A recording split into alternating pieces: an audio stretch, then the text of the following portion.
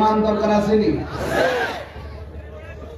দেখা দাও রাসূলুল্লাহ তুমি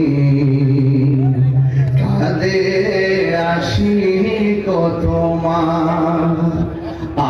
আছো শুয়ে মদিনায় তুমি দেখে নাও রোজা তোমার। এই নবী রোজা দেখতে চান কি চান না? রাসূলুল্লাহ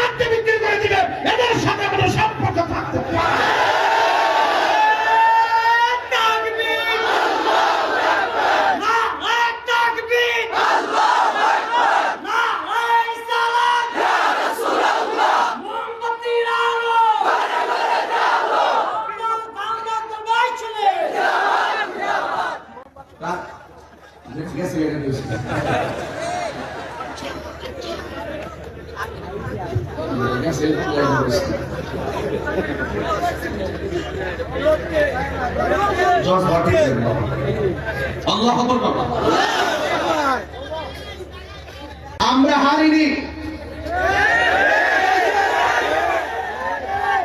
ষড়যন্ত্র করে হারানো হয়েছে। আমরা যুদ্ধের ময়দানে আপোষ করিনি। আমার যুবক ভাইরা, আমরা ঈমান নিয়ে মরতে চাই না।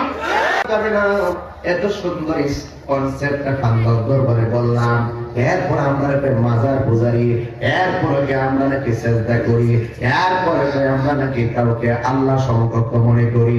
আমরা যারা কাউকে সেজদা লয়, এমন যারা আল্লাহ সমকক্ষ আমরা মনে করি, এদেরকে আমরা মুমিন মনে করবো দূরের কথা, মুসলমান মনে করবো দূরের কথা, এদেরকে আমরা মানুষই মনে করি না।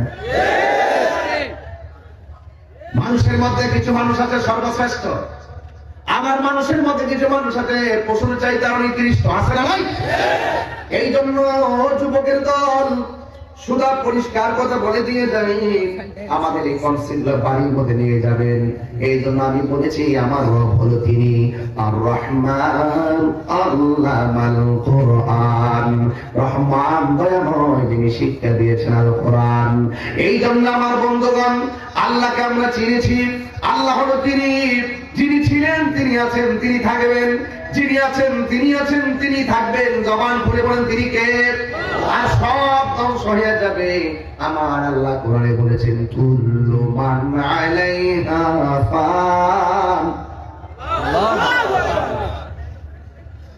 ওয়া ইয়াবকা ওয়াজহু রাব্বিকা যুল জালালি ওয়াল ইকরাম। যিনি ছিলেন তিনি আছেন তিনি থাকবেন, বাকি যা আছে সব ফান ফান ফান ফান। আল্লাহ আকবার বলেন কেন? বাহাদুরি চলবে লা তামশি ফিল আরদি মারাহা, জমির অহংকার চলবে না। ইন্নাল্লাহা লা ইউহিব্বুল মুতাকাব্বিরিন, আল্লাহ পাক অহংকারকারীকে পছন্দ করে না। সব ধ্বংস হয়ে যাবে। যিনি ছিলেন তিনি আছেন তিনি থাকবেন। হাত তুলে বলেন তিনি কে? এই রবের সাজদা দিতে অসুবিধা আছে? এই রবের কুদরতি কাজে সাজদা দিতে অসুবিধা আছে? আমার যুবক ভাইরা, এই কনসেপ্টগুলো ক্লিয়ার করে দেন সারা বিশ্বে। সঙ্গীরা কখনো মন ধরে কথা বলে না।